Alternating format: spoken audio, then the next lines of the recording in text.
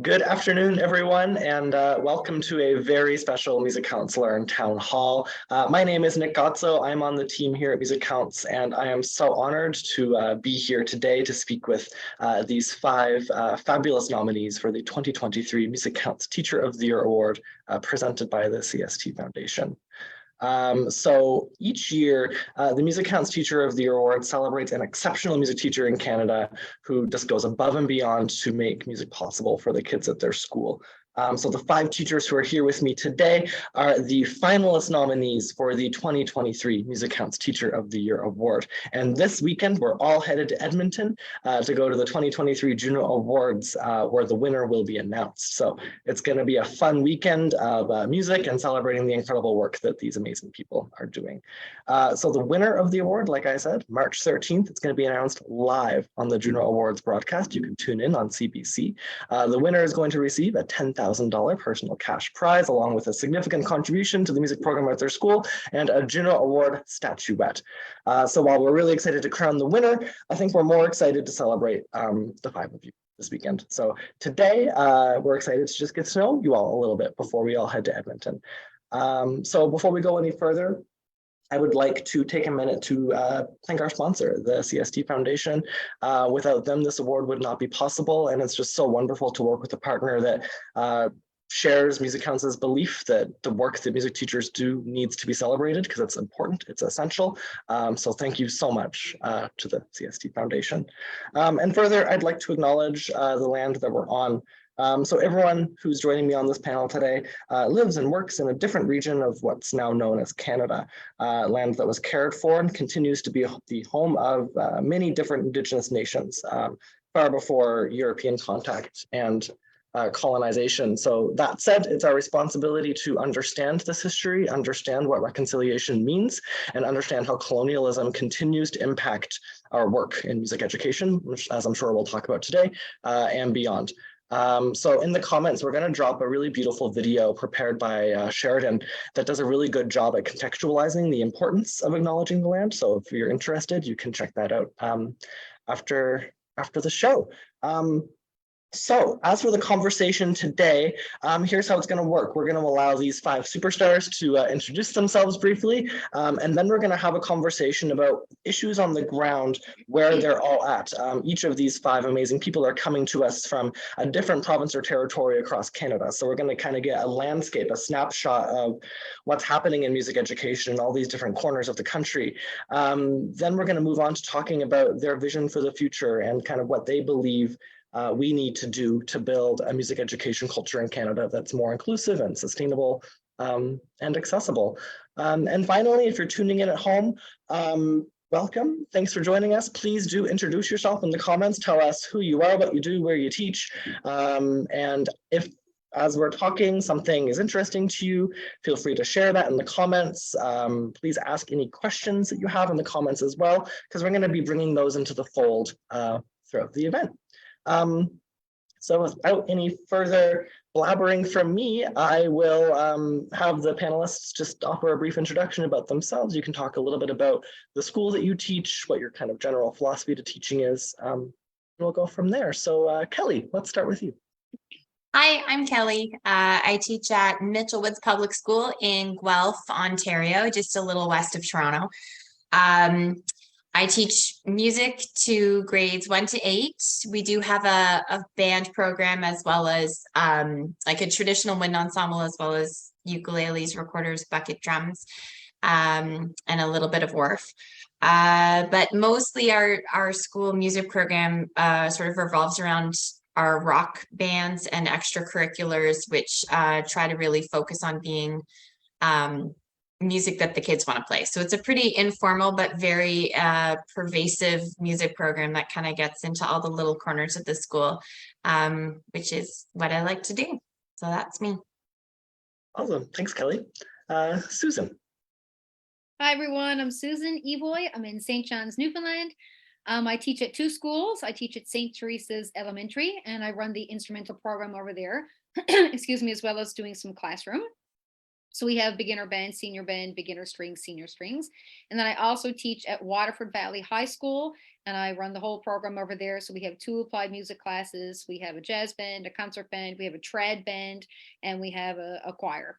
And in the applied music classes, I think, Kelly, a lot like you, we kind of do music that the students want to do, things they're interested in learning, kind of student voice, student choice kind of thing. Terrific. Thanks, Susan. Jewel. I'm Jewel and I teach in Winnipeg, Manitoba. I'm at Lakewood Elementary. So it's a kindergarten to grade 5 school that I teach at. And we have we have many children. We're known as the school with the children come here with the autism spectrum. So we have many students in our school on the autism spectrum. And so I work with them independently, as well as I have it's a generalized music. It's a very heavy ORF-based program. That's what I teach in all the time. I use the instruments are out all the time. I have an ORF club that's going. I have a primary choir and an intermediate choir. Plus we do a ukulele club, and we'll start into recorder after spring break. But it's a kind of a busy school. We have lots of extracurricular between music and phys ed, and the phys ed teacher's very into making sure that they have that access to both. Not only the sports, but the arts as well, that they can alternate and get into both of them. So it's a very supportive school that I'm in. Terrific. Thanks, Jewel. Heidi. Hi, I'm Heidi Wood. I am a teacher at Joan Cardinal Schubert High School in Calgary. And I am primarily a choral music specialist in my school. It's a 10 to 12 school, and we have 2 traditional choirs, large ensembles, and 2 vocal jazz ensembles, so more contemporary music. We also have a band teacher in our school that teaches 2 traditional bands, concert bands, and 2 jazz bands as well. So that's our music focus in our school. And my general philosophy is teaching the whole student and working with building their confidence in the choral music classroom. The majority of students that walk into my room have little or no music background. And so just getting them to discover their voices and gain that confidence that takes them through their whole lives. Amazing. Thank you, Heidi. And Stephen. Hi, my name is Stephen Richardson. I'm teaching up here in Yellowknife, Northwest Territories. I'm at K-7 school, and we have a second elementary school that feeds into our high school. And then there's also a public board up here as well, and a French board. So in the younger grades, it'd be a lot of ORF instruments, xylophones. We transitioned to recorder around grade 3, grade 4. I also run the band. There used to be 2 teachers here, music and band, and I was itinerant. Now it's just me. So we do a guitar club. I went to university for guitar, so I was pretty happy when we started that the last couple of years. African hand drumming, cajon drumming, and the general band. We just started that up just recently. Hopefully it gets back to where it was before COVID regulations with we used to have a jazz band, lunchtime traditional band. And we do a lot of recording. Another teacher at the high school, we're both in a rock band and we run a studio. So I try to bring that into the classroom so that students can learn about that as early as possible, not later on in life like I did. And generally just trying to give them as much of the outside music industry, bring it into the class early and get them excited and get them interested in music so it can be like their lifelong partner and help them throughout their entire life. Cool. Thank you, Stephen. And when you say you got started later in life, how old was that? If you don't mind me asking. Yeah, I picked up guitar at 21. I was always writing like lyrics and stuff. I went to university first for like creative writing and stuff. And then a good friend said, why don't you just pick it up yourself? I was taking my lyrics to like barbecues and stuff and saying, can you put music to this to any guitar player that was sitting around? And then I finally picked it up and became very obsessed, and it's my whole life. Amazing. Good to hear. Thanks, Stephen. Awesome. So now that the world knows who each of you are, we can get into the conversation. So the first part of the town hall today is talking, like I said, about issues on the ground. So in this section, I want each of you to just speak a little bit about the biggest challenge you're facing with regards to the delivery of music education, not just at your school, but kind of issues that affect your broader community and your broader province or territory. So Heidi, I wanted to start with you. Yeah, sure. This is a tough one because there's just, there's a huge long list of all the things, but if I was to hit on just the 2 or 3 most important things, I think funding is definitely one of them. Proper and adequate funding for all classes, all schools, etc. We're just seeing lots of cutbacks, and so that trickles down into the music classroom, which of course it impacts our ability to offer a wide variety of instruction. Coming out of the pandemic, we also saw our numbers in our programs really diminish. And of course, that comes down to dollars. And, our administrators are doing the best that they absolutely can with what they've been given. However, when they look at small class sizes in some of those music classrooms that those students didn't have an opportunity to fully engage in their junior high or even elementary years, we're noticing those smaller class sizes in the high school. And so just sort of fighting to try to keep those classes going, even though the numbers might be a little bit lower than some of our administrators would like. That's been a challenge. And some schools, I'm really lucky. I have a very supportive school and community here, but there were some schools that lost their music programs and are really having to. Once you lose it, it's hard to rebuild it. And so there's a lot of people who are fighting the good fight and trying to get those programs back into action. So I would say my biggest issue, of course, is the funding. My second thing that I'd like to just plug in there, and then I'll hopefully open that up for some of the colleagues on the call here. But mental health is the other big thing. And it's not just in music classrooms, it's across all the classrooms. And we're seeing that in our youth right now, that there's a really high need for addressing mental health. And my opinion is always that music classrooms are a beautiful place to build community and to build that resilience in students in a really safe environment. And I find myself really lucky that I get to be part of that. But that piece is something of some major concern for our youth right now. Amazing. Thank you, Heidi. Susan, I'm curious to know if any of that resonates over in Newfoundland on the other side of the country. 100%, Heidi. I agree with pretty well everything you're saying. The funding, again, is a big part, but more than the funding for me is the time. I'm teaching at one of the larger high schools in Metro St. John's, excuse me, and I'm a 50% music teacher. And if we're going to meet the needs of our students, we need time to do it. I know every music educator will do what they can and get creative with resources and try and borrow and arrange things yourselves and fix instruments yourselves. But if we don't have the time to say, offer these ensembles that are going to speak to the different cultural identities of our students, then it's really difficult to run meaningful programs.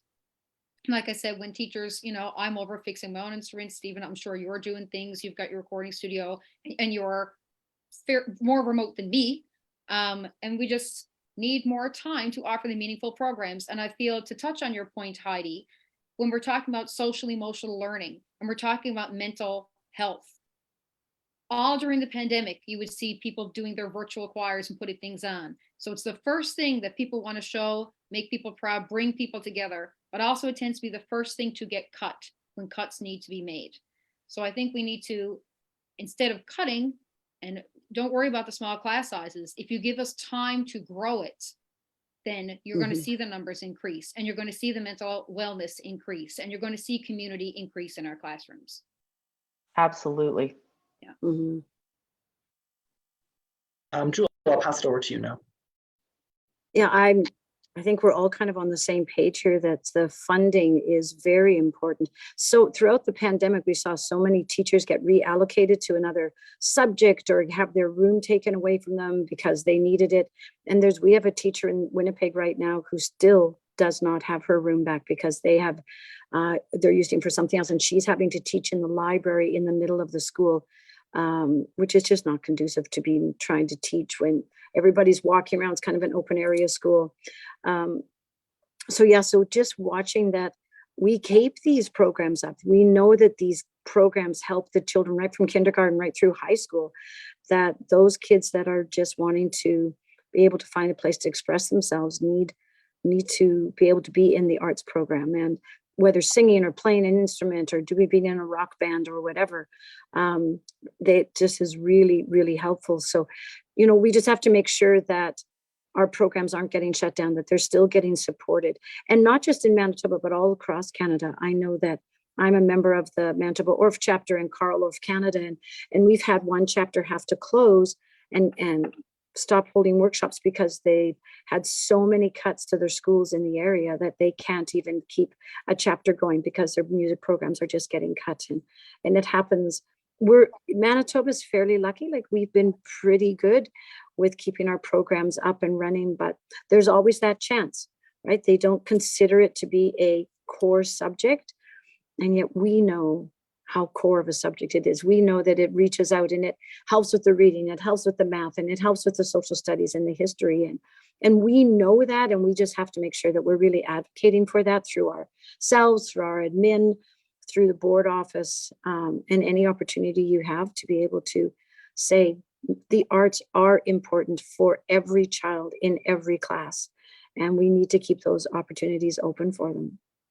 And also touching on that, I think you would touch on reaching out to the cultures in your schools too, like making sure that it's just not Western European, that we are teaching diverse. And Stephen said he does African drumming and with the djembes and stuff. And we just need to make sure that we have a lot of diversity in our programs too, that we can reach out to other cultures and see what, and we'll just embrace it and bring it into our classrooms and not be afraid to try it.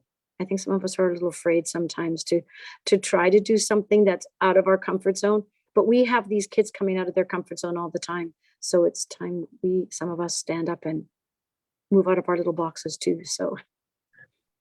Jewel, how long have you been teaching music?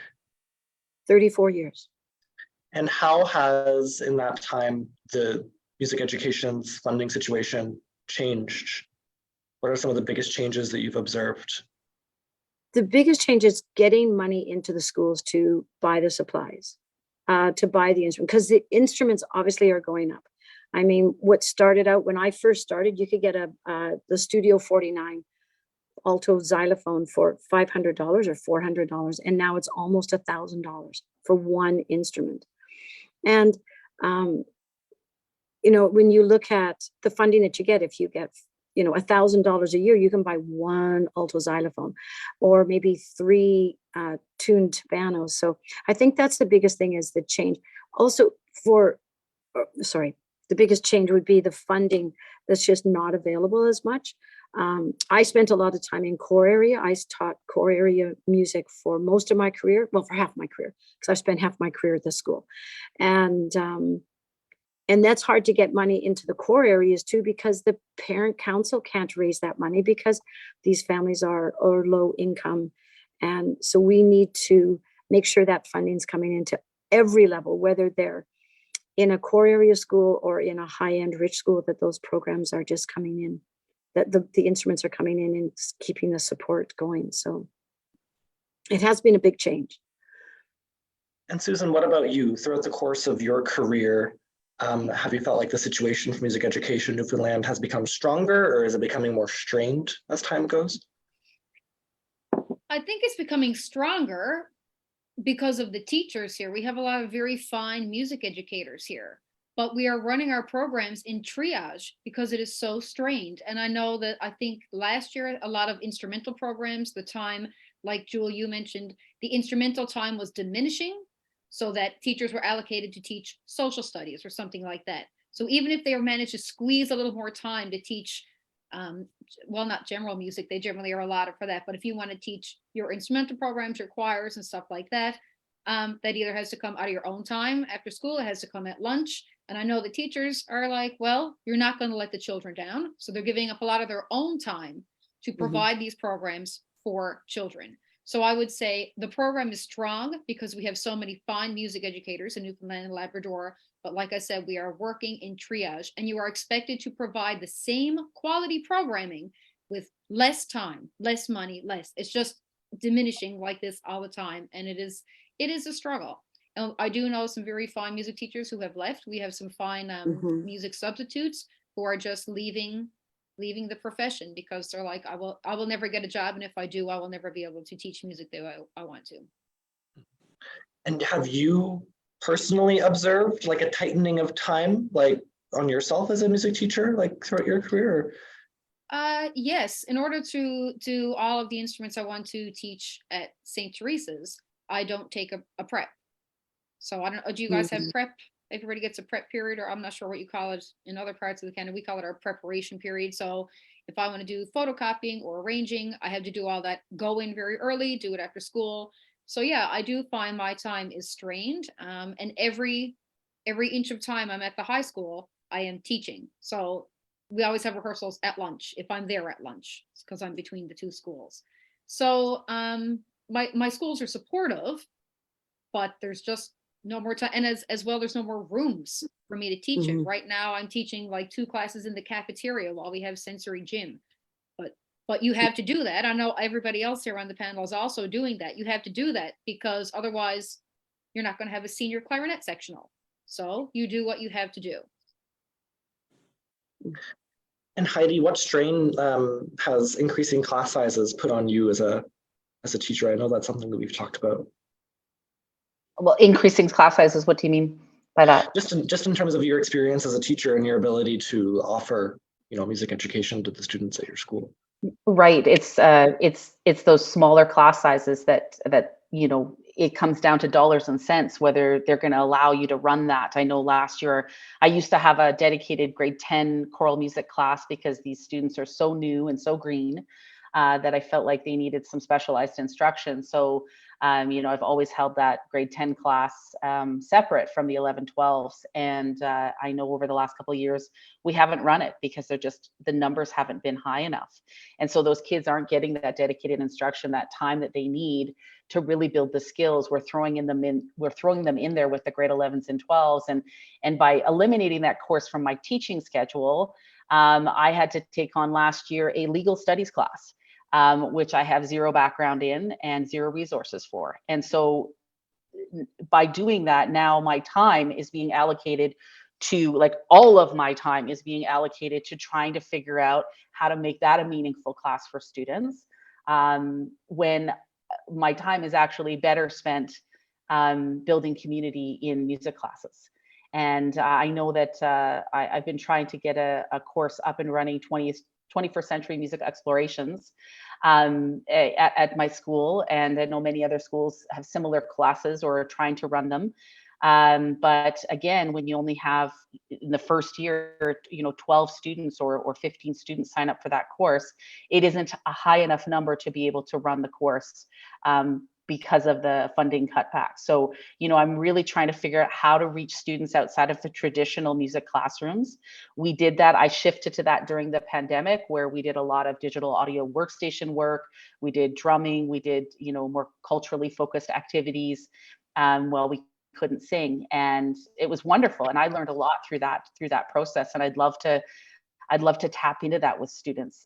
But without the funding model and the ability to at least get those courses up and running and off the ground, it's just not going to happen that 25 kids are going to sign up the first time for a course that they don't know anything about. So this is the struggle. Mhm. Thank you, Heidi. Stephen, let's move on to you. I've been extremely lucky at my school for supportive admin and budget, but I went to St. FX for guitar, and there's about 5 of us that became band teachers, and so they're down south, and I talk to them all the time, and a lot of things that you're talking about here today, they're having the same type of issues. I felt it a bit during the pandemic. I have 2 classrooms, a music class and the band class I'm in right now, and we weren't allowed to use our gym or both these classes. So for the whole first year of the pandemic, I was going to homeroom classes, which made me very unpopular because we were we were doing drumming. We couldn't bring all the drums to the class. I asked for a golf cart, but they wouldn't. Was in the budget, and so we were doing a lot of drumming on the desks. And then after about a week, I think I made a little video on my Facebook one time about this. Just the hand sanitizer and drumming 8 periods a day, completely, my hands were bleeding all over the place.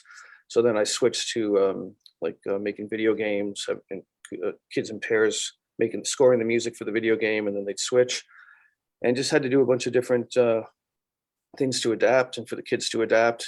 And then after the regulations kind of eased a bit, we still weren't allowed to use our classes for, they were a little different up here, I guess, with the regulations at that time.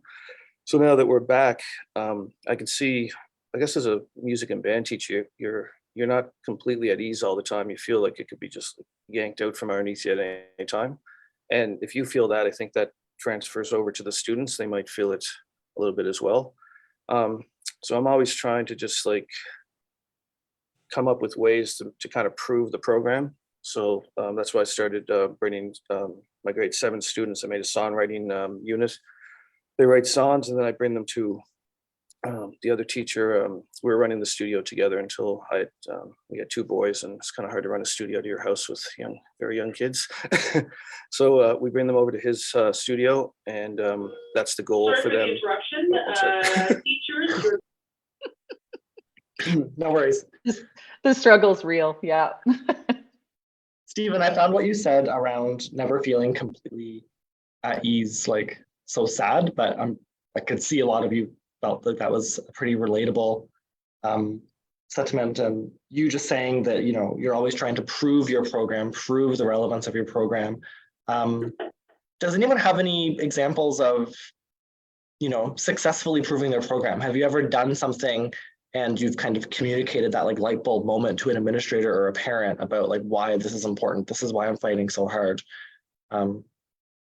Yeah, well, the songwriting, the first songs that we did and recorded, I had every admin come. They'd come to me and they'd heard the 2 girls practicing on the playground in every recess, and they said, "Have you heard this song?" I said, "Yeah, that's what they're writing in songwriting class."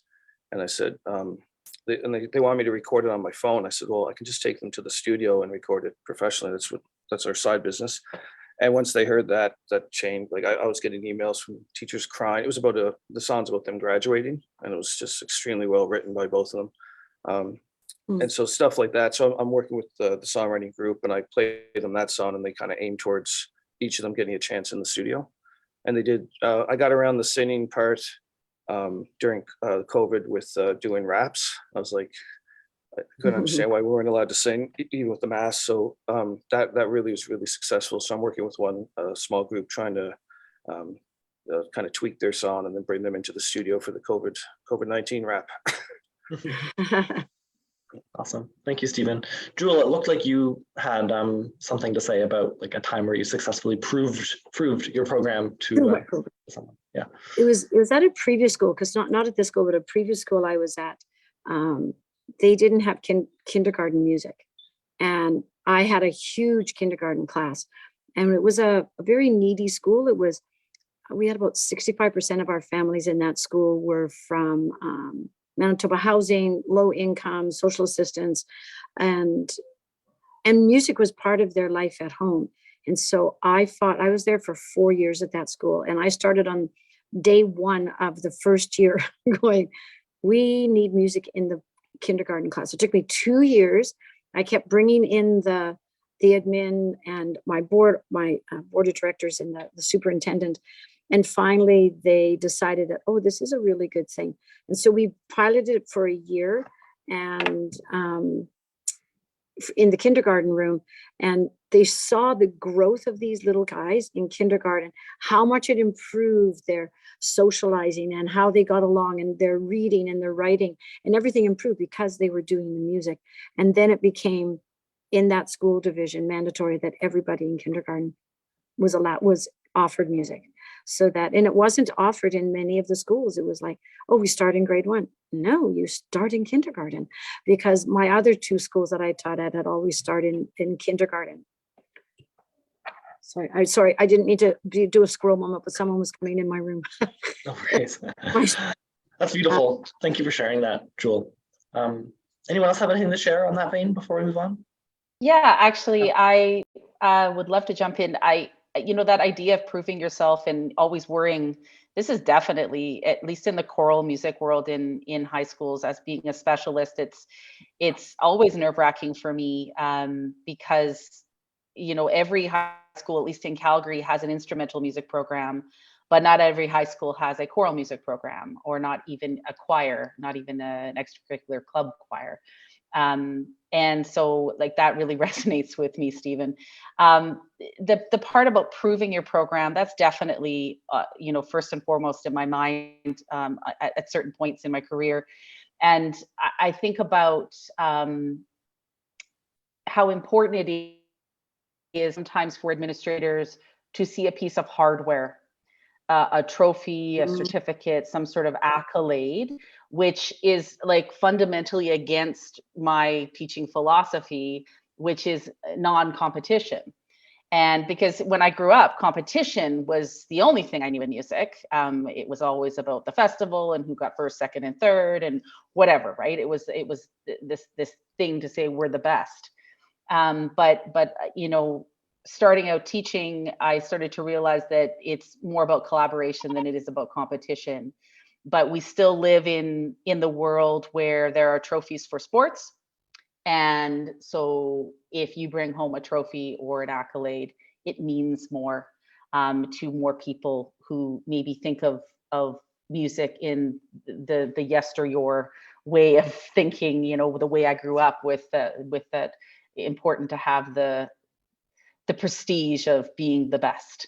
And so that's been something that's, I'm always trying to find the balance between those things. Yeah, thank you for sharing that, Heidi. Anything else? Susan? Yeah, Heidi, I agree with you about the competition thing. And two awards that my high school got were not for competition. We didn't win the things we went in for. But we played at a Rotary Music Festival, and they gave out a Jamie Wilkinson Memorial Award, and that was for students who had a lot of spirit and heart. And my applied music class this year was in the top 10 for the Passion Prize for the CBC Best Music class. And to me, that was more important. So we did not win the categories that we went in for, but that was not important. It was more important that they had the heart of the music, that they had the spirit of the music. And I really hope that that's what we're building, all of us there together, lifelong. They're not all going to be professional musicians, but lifelong lovers and joyful music makers. Thank you, Susan. Let's move on to you, Kelly. What's going on in your neck of the woods?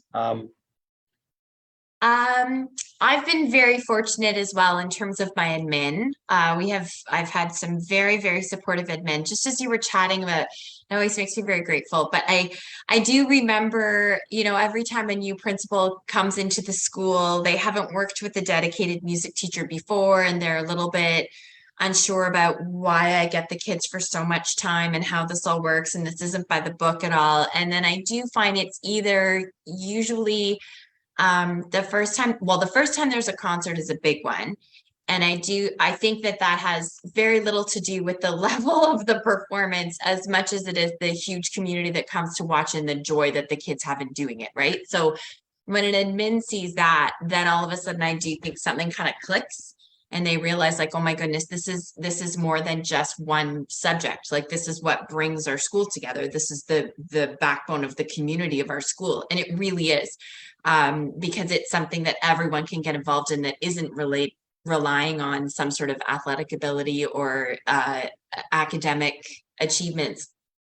So I think they see the value when that happens, as well as our school has some interesting needs. It sounds like a lot of you do as well. And I hold rock band practices in the morning before school, 4 days a week. We have 4 different bands that come in and 40 minutes before school starts to get those kids to come to school. And when you see kids coming to school that didn't want to come to school before, I think that's pretty huge. And it's a great way to sort of show look imagine if we didn't have this is the one thing he cares about, right? So that's been really nice. In terms of challenges around here, I think our biggest thing that we're always looking at is how to make our programs engaging and inclusive. And I think that a lot of the support that we get from admin and ministry or lack thereof is in direct relation to how much we can make our programs relevant and engaging for our kids. So there's a big push, as there should be, to make sure that things are student-centered and inclusive. And I love it. I love that so very much, but it is a challenge because it means there's a lot of new things to learn. And I think that, as we spoke about before, one of the biggest challenges with that can be that, as I'm sure we all know, whenever there's a day given for professional development, we all learn a little more about how to be better math teachers and how to be better language teachers. And then if we want to learn how to be a better music teacher, we spend our Saturdays at a conference somewhere or something. So I love that's a push, and I love that it's forcing us to rethink how we think about music and what we value in terms of music education. I think it really needs a shakeup in terms of, like you were talking about, the less importance of competition and medals, and we need to look way more at who the kids are that we're teaching and what they actually are interested in learning about. But I do wish that we had a little more time to learn how to do that. But yeah, that's kind of, I think, where the focus is in and around Ontario for sure. Thank you, Kelly. Any immediate responses to that before we move on? Amen. I think for Susan, when you talked about doing the concerts and that community building, or I guess maybe Kelly, but it was so true, because after 2 years of not having any concerts or performances and being so controlled as to what we could do, we couldn't sing, we couldn't do this, we couldn't do that, we couldn't share instruments, we couldn't have mallets. To have a concert this winter season was so amazing. It was so exciting. And the kids loved it. They talked about it and they were still singing the songs weeks later. One of them was just singing one of the Christmas songs, winter concert songs, this past week, going, oh yeah, like it's spring now. Although it is -21 here, but it is spring. And it was just really good. And we are going to festival this week. So it's, but it's a good experience for them to be there and to hear other groups sing too. I think that's what I take away more. Yes, okay, you can get a gold or a silver or bronze or whatever. I says, that's not what's important. I said, you're always gold in my heart. And I said, you get to hear other kids sing, and how empowering for them to see other children get up onto the stage and sing. That's the best part of going to festival for me, is going to hear other groups sing and say, you know what, it's good. It's a good thing to do. So. Thanks, Julie. Let's move on to the next section of our conversation, which is kind of our visions for the future. So I just wanted to have a bit of a chat with you all about what's needed to make music education more accessible and inclusive and sustainable in Canada, what needs to be done, and how can we start to all come together to make this happen. Kelly, I think everyone can kind of agree with you the way that you described it. You know, music education, I think, needs a shakeup. So how can we get started in moving in that direction and feeling supported and moving in that direction? Do you want to kick us off? Sure. Yeah. So, yeah, I can't necessarily speak to the support. I'm working on that one. I was just telling these guys, I was just in a meeting where we were discussing this very thing and what we could do. And something I shared there, and I've shared with other teachers in the past, is I have my own little kind of mantra that I go through whenever I'm planning anything. And I have to ask myself 3 questions. And it's always, is this student-centered? Is it inclusive? And does it address their mental health? And if I can't say yes to all those 3 things, then I rethink it and think, okay, how can I change what I was going to do to make sure that the answer to those questions are yes? And it's actually not as hard as you think. It really isn't.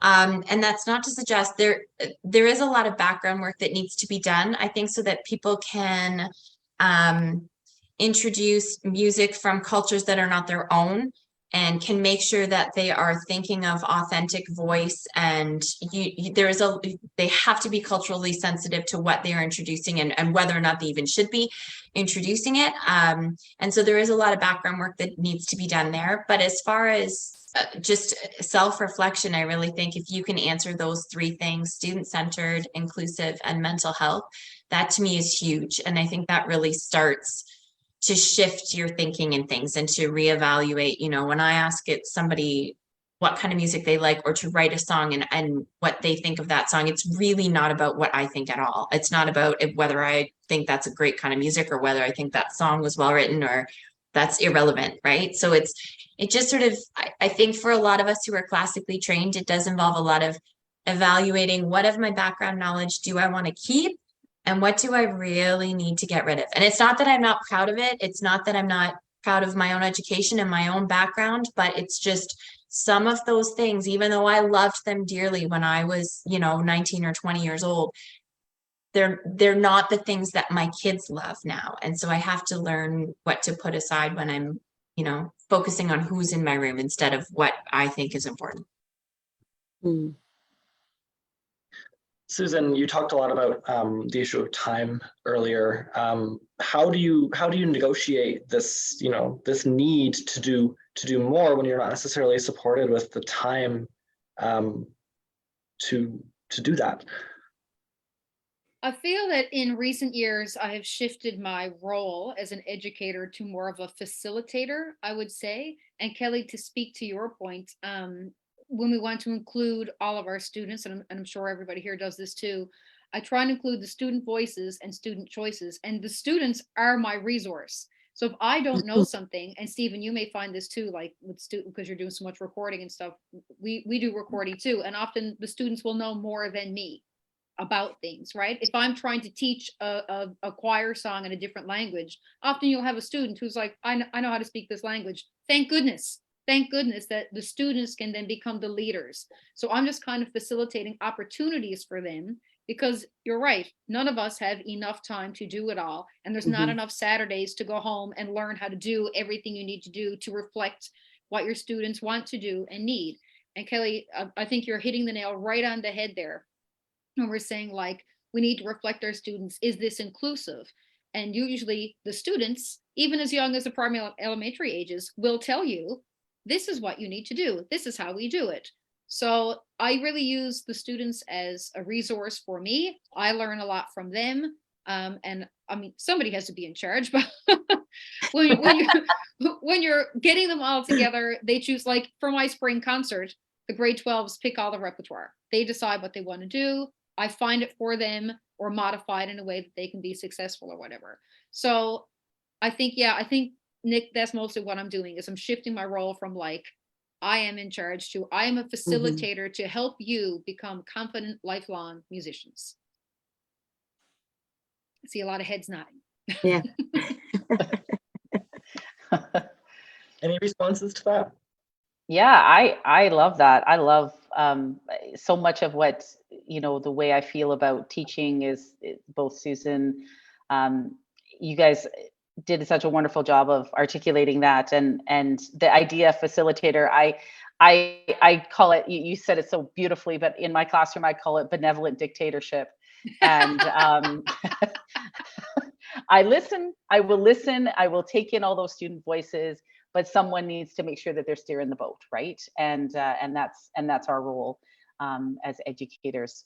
I love that. I do wonder about just making sure that going back to your original question, Nick, about what's out there and what do we need to do, and I think when we come back to that funding piece and that time and how do we get the PD to do all the things that we want to do.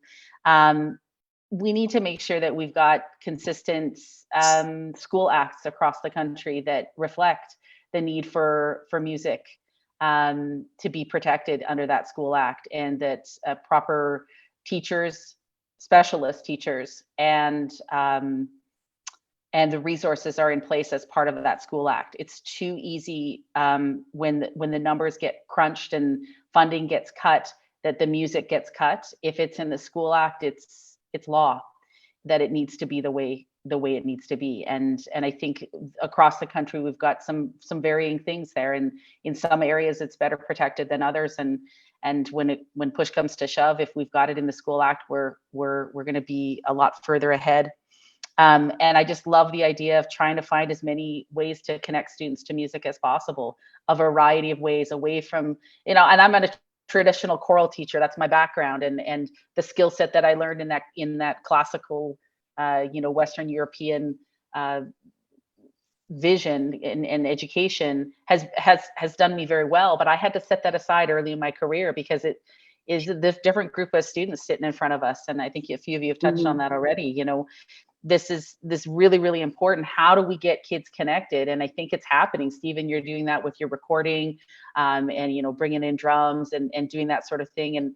And I think that that's really, we can still offer the traditional side of things, but we can also expose more students to music if we can get them to connect in different ways. And it sounds like a lot of you are doing these things already. We just need to be a little more pervasive through the whole Canadian music scene.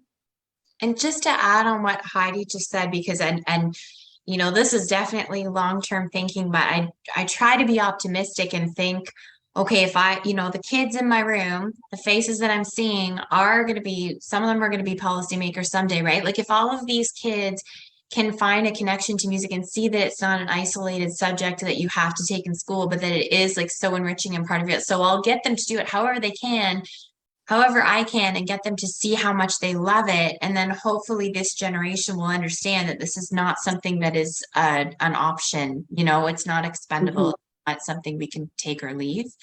That's maybe a little bit Pollyanna, but that's what I like to think about it.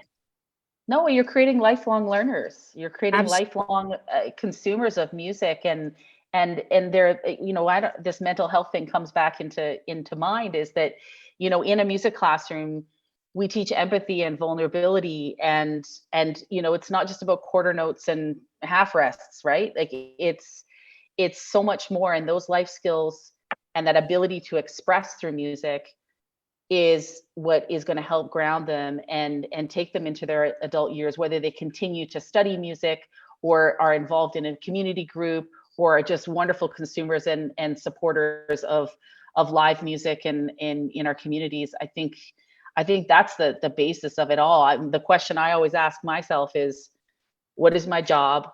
My job is to get these kids excited about music and create lifelong learners and consumers of music. And I just think that's fundamental. I think music is for everybody. Yeah, Stephen, go ahead.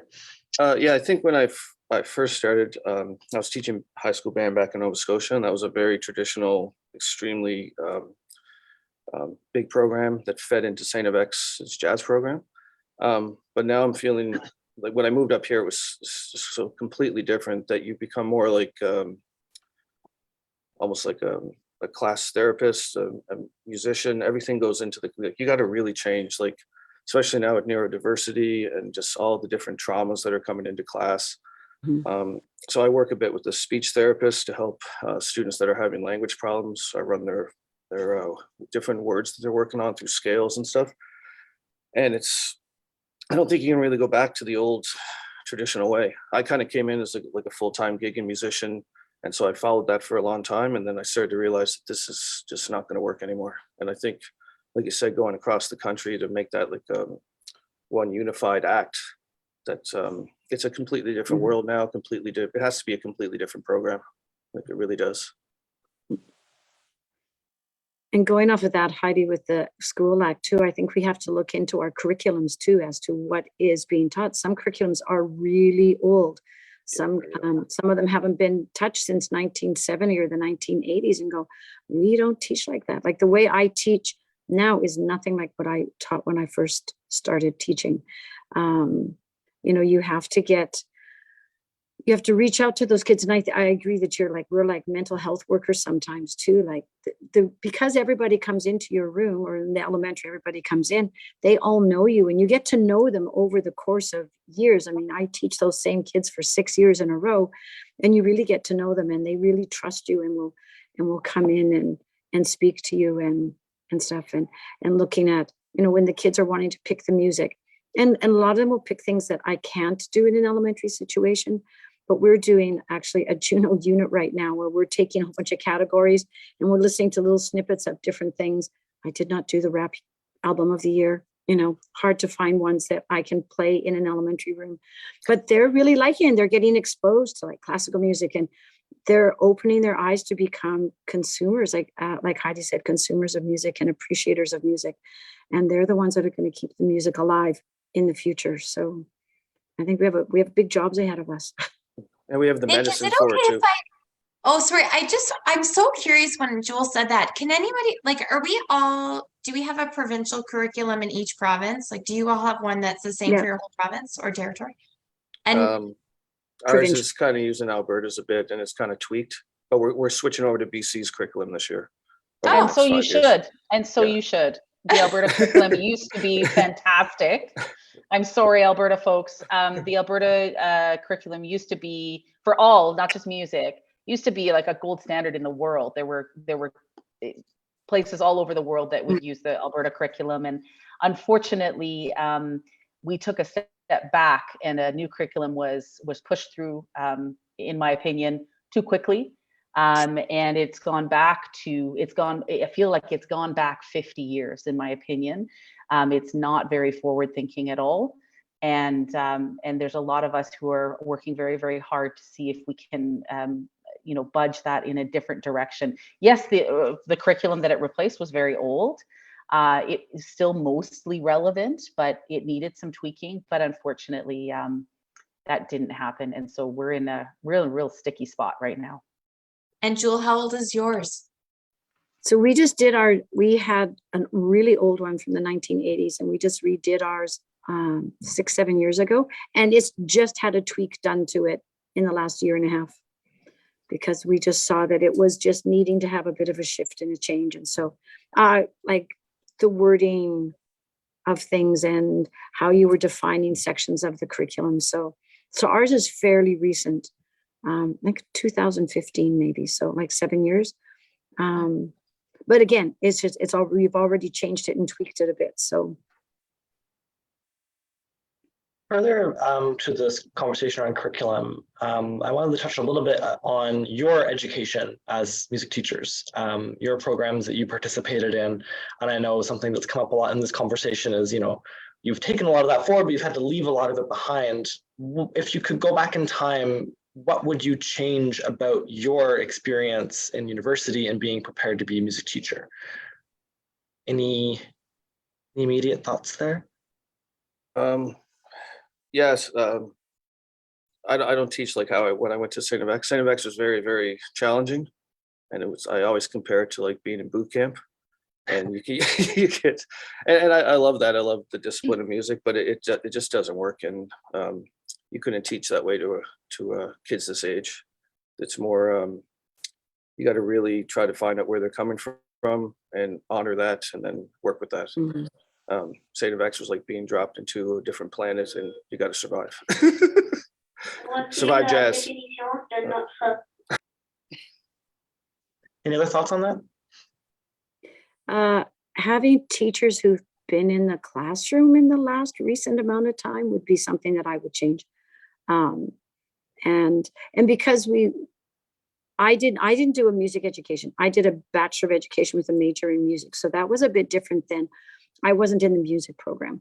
And some of my teachers were going, well, this is how we did. And I go, well, that was like 15 years ago. I don't think that's how kids are doing it now. So yeah. And just having it more relative as to what's going on. It's not teaching just out of a book. Like it's like, I did that, everybody's favorite green book, or mine was green, The History of Western Music Music. It's not that. It has to be diverse. It has to be inclusive and global in order to be able to teach all of these new students. And yeah, I could get another soapbox, but I'll let somebody else talk. Can do that original weekend. I had fantastic teachers. I went to an arts high school, and the teachers were amazing and obviously really good at what they did, but also most of them were pretty open-minded about what we should be doing. And then I went to a very, very traditional university. I went to Queen's University, and it was a little bit different. And yeah, I hated that history course so much. And I'll be honest with you, I'm not sure I've ever used anything I learned with it since. But lots of other great skills I learned at university for sure. But yeah, that is one thing, Jewel. Honestly, I was trying to think, well, I think I had a pretty good, but then when you mentioned that book, I just got this sick feeling of my stomach. Not my favorite memory. I would have loved to have seen a little bit more contemporary music approaches. I went to a very, very traditional Bachelor of Voice and a Master in Opera and all this stuff. Like I went fully down the Western European training route. But I always knew that, you know, the little bit of vocal jazz that I was exposed to in high school opened up a cappella and all that stuff. I'm talking strictly choral, but honestly, some in my own university education music degree, you know, we had to do methods courses for, you know, percussion or low brass or elementary school music, but there was never any like technology courses or like using digital audio workstations. How do you bring, you know, the more modern approaches to music? This is what kids are consuming. This is what the public is consuming.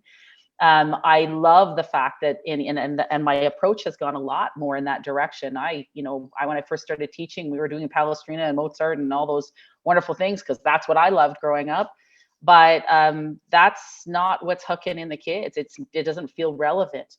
But when you approach your music classroom with more modern techniques and relevant repertoire, when you then bring in the Palestrinas or the Mozarts or whomever, they are much more open and excited about doing those things because it's an extension of what they've learned to love through your classroom.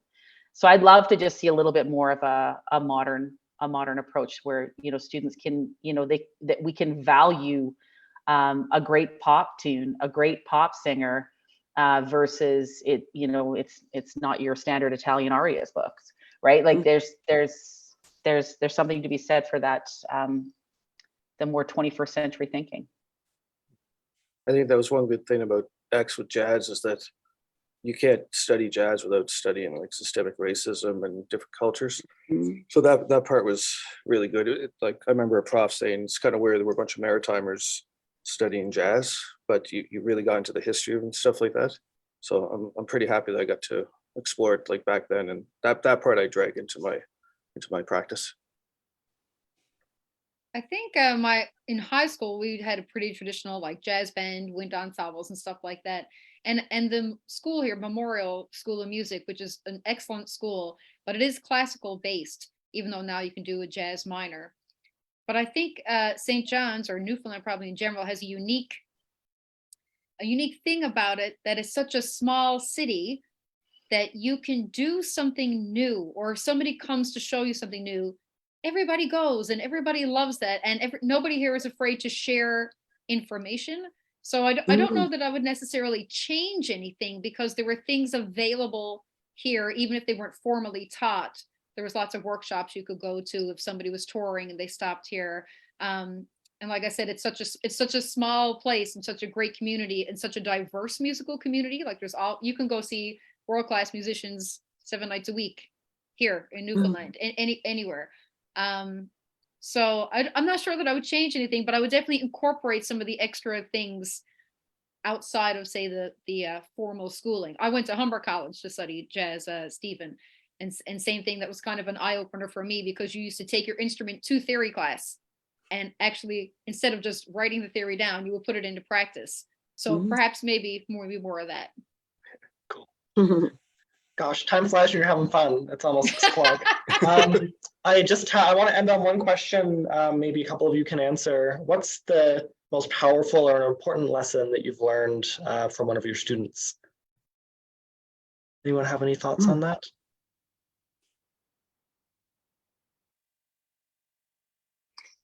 Not to underestimate them, I guess. That'd be the main thing, especially with students with like speech challenges and different things like that.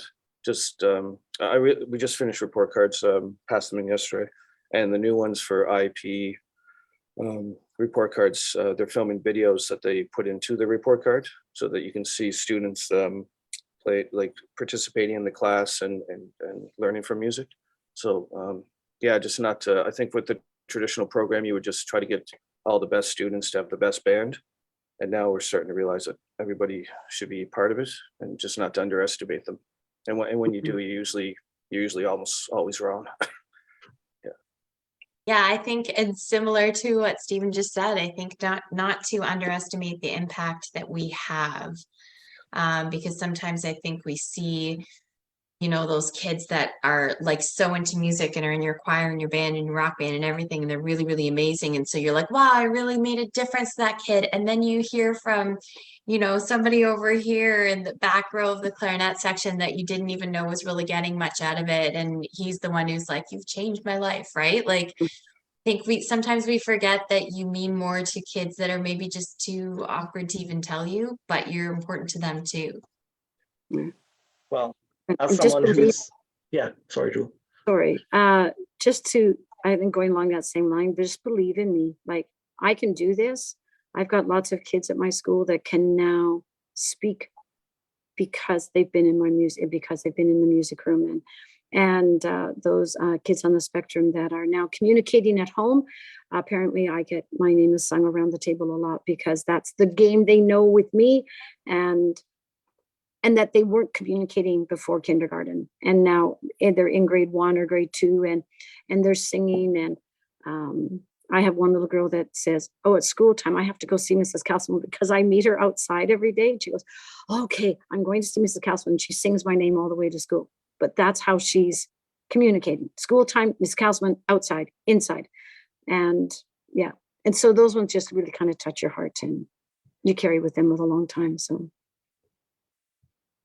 Thank you. And thank you, everyone. As someone who benefited from so many amazing music teachers when I was in high school and stuff like that, I'm just so honored to be able to have this conversation with you because music teachers changed my life, and I know that you're changing lives too. So thank you so much for everything that you're doing. Thank you for taking the time to share everything with us today. It was a really, really wonderful conversation. I wish we had more time, but we'll have some time this weekend, I think, to chat, which should be fun. Again, we are crowning the 2023 MusiCounts Teacher of the Year on Monday, March 13th, live on the Juno Awards broadcast, so you can catch it there. Thank you again to our partner, the CST Foundation, for their support in bringing all this together and making this possible. And yeah, I'll see you all this weekend. okay. Thanks very much. Thank Okay, you. Thanks very thanks. much. See ya.